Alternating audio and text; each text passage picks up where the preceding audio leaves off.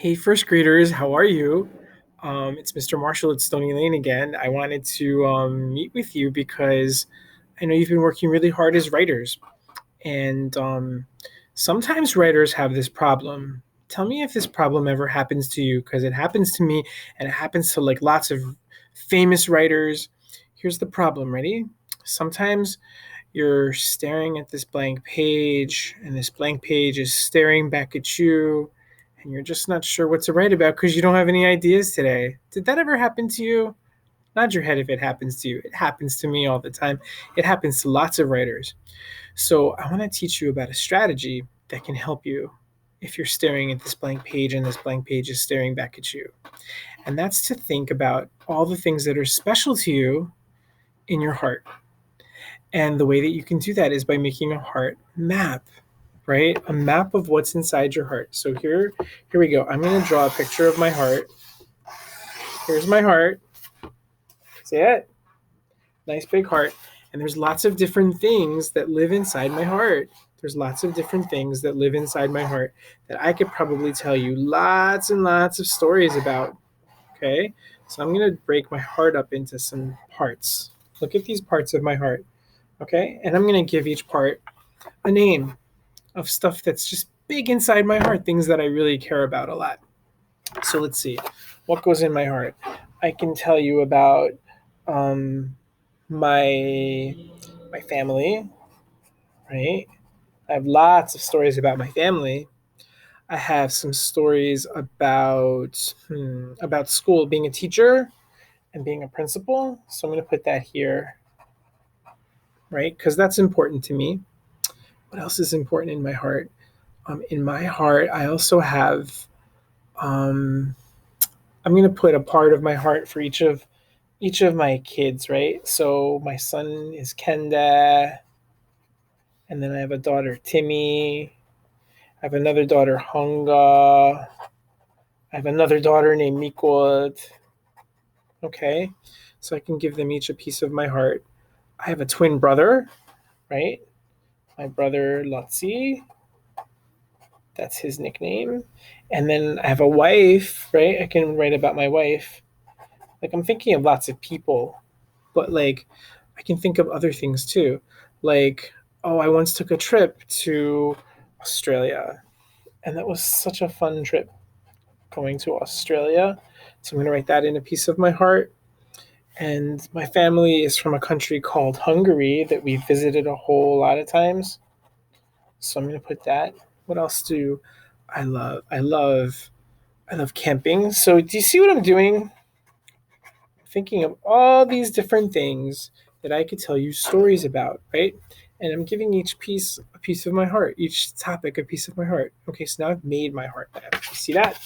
Maybe your heart map looks like mine, and maybe yours looks different. You definitely have different stuff inside your heart map because no one that's watching this is a teacher, right? You're in first grade. You're not a teacher, and maybe you're not from Hungary, and maybe you've never been to Australia, and you certainly don't know my kids.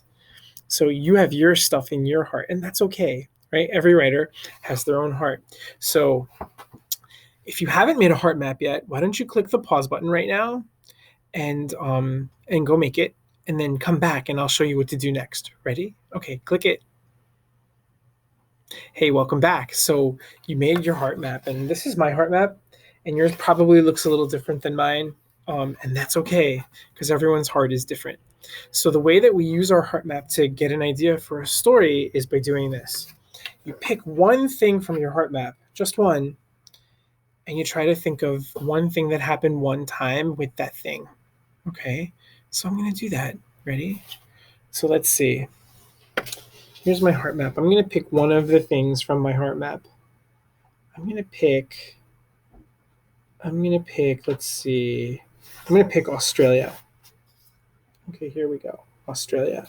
So now I want to tell you about one thing that happened one time in Australia with me, right? Because I have to be in my story. And I'm not going to do the kind of writing where I'm like teaching you about Australia. I'm not going to say Australia is this big continent and it has kangaroos and koala bears. I'm not going to like be teaching you about Australia. That's a different kind of writing. I'm going to tell you a story about one thing that happened one time with me in Australia. So let's see. One time when I was in Australia,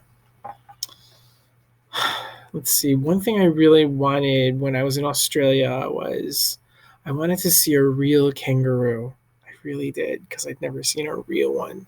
I'd seen lots of pictures and I'd seen them on TV, but I never really got to see a real kangaroo up close. So I went to a zoo with my friends. Um, and we went to the zoo, and my friend Peter, who lived there, said, "Guess what? In this zoo, not only do you get to see kangaroos, you get to feed them." And I thought, oh boy, I'm going to feed a real kangaroo. And so we got to the place where all the kangaroos were. They weren't in cages or anything, they were just like out in the field. And so they gave us like pet food, like the kind of like brown pellets that you could give to any animal. And so we went to where all the kangaroos were, and there they were, and they saw that the people were coming, and so they like all hopped over, and I put my hand out, and no kangaroo came to me. I was really mad at these kangaroos, and then this one kangaroo kind of looked up and he saw me, and he hopped over to me, and I put my hand out, and he started eating out of my hand. And if you go like this, you can feel like how it tickles, because his whiskers were tickling in my hand, and I thought this was the coolest thing. And then what happened next was he stopped eating, and he like looked up at me, and he opened his eyes like nice and wide, and then he put his face back down. He kept on eating, and he held my hand with his hand like that, and he held my hand really tight.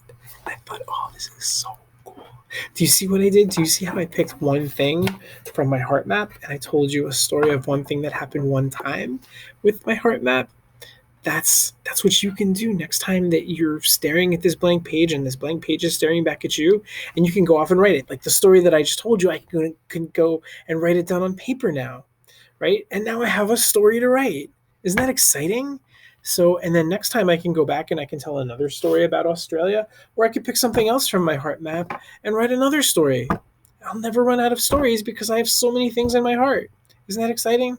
Okay, so why don't you go try that, and I'll come back to you and visit you another day too. Okay, have a great day.